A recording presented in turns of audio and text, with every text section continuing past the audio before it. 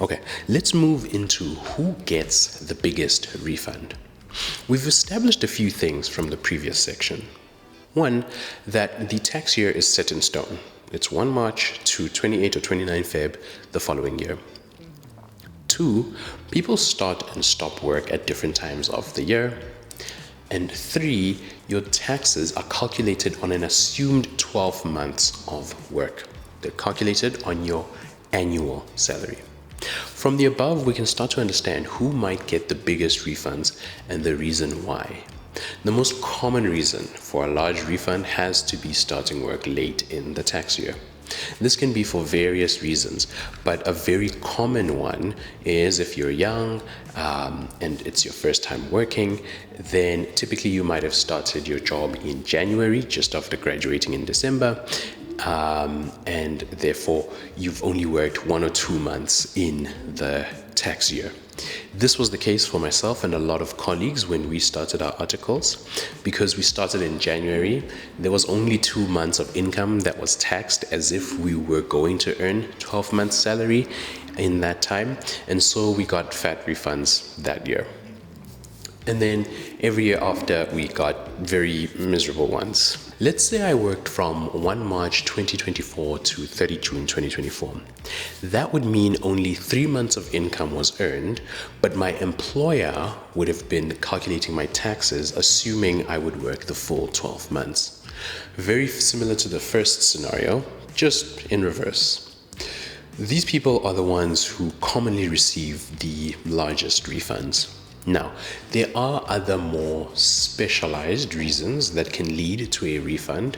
So let's speed run through a few of those. Retirement fund contributions. Because the government wants to encourage people to plan ahead for their retirement, SARS gives you a tax break for contributing to a retirement fund out of pocket. Note that this would not have been a part of your calculation with your employer because they wouldn't have known about it. Okay? Typically, contributions would be pension funds, provident funds, and retirement annuities. And oftentimes, these will already have been captured on your eFiling by the fund that you're working with. And all you have to do is double check that everything is as it should be. So come tax time or tax season, you simply get a statement from your fund and you compare with what has been submitted to SARS. Next is medical aid tax credits. Because the government wants to encourage people to have medical aid, SARS gives you a little break for each month you were on a medical aid. So if you paid your own medical aid out of pocket, then expect to receive those tax credits and a higher refund. Also, if you've had some relatively high out-of-pocket medical expenses, that is, those expenses not covered by your medical aid, then you may qualify for an additional medical expenses tax credit. I do want to say, though, about this one, that as exciting as that sounds, you really have to have paid a lot out of pocket compared to your salary for this to count towards anything.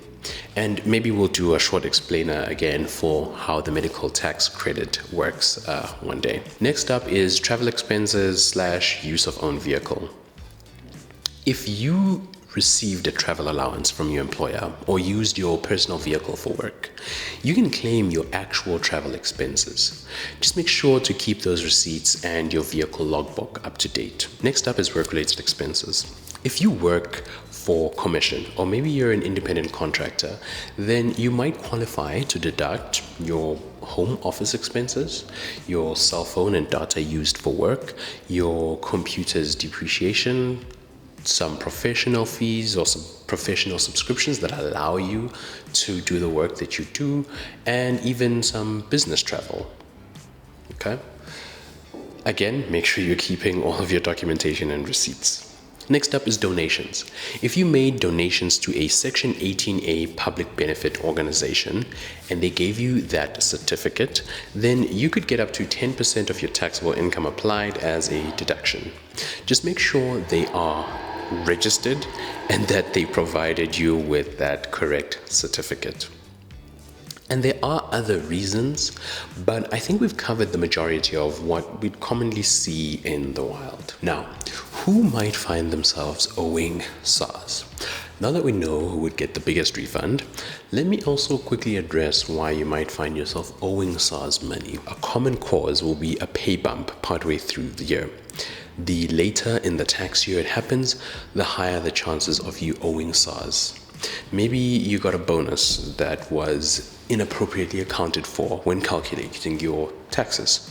And maybe you have multiple income streams from a side hustle or two, which your employer obviously wouldn't have known to account for. Or perhaps you went and worked overseas or worked for an overseas company that expected you to take care of your own taxes. Contract workers and independent contractors might be in this boat as more companies seek to find outsourced labor from countries with lower salary expectations. Ideally, these employers would submit your taxes for you, but we've seen that sometimes the employer will make you sign a contract where you indicate yourself as an independent contractor, saying you could be earning income somewhere else because you don't work for them full time, so that they can get around their employer obligations to submit payroll tax information to SARS. And there are various other ways that you could have an income that doesn't come from your employer, but I think let's close out the video here. So today we understood why you might have gotten your refund, and in doing so, why you might not have gotten a refund in other years. We got to learn that your employer will calculate your taxes assuming a 12-month period, and that as soon as you work less than that, you're generally in for a refund. We also got to understand why you might not have gotten a refund, or in fact, may have ended up owing SARS money. We discussed that this often occurs when you've been fortunate enough to receive a salary increase or bonus, or if you're savvy enough to have gotten involved in a few profitable side hustles, amongst other things. And that about covers it really.